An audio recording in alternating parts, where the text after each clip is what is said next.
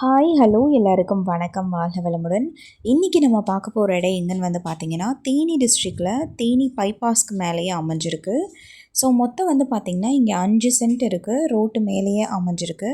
கம்மியான இடம் தான், நல்ல இடமா இருக்குது. கடையெல்லாம் வைக்கக்கூடிய இடமா இருக்குது.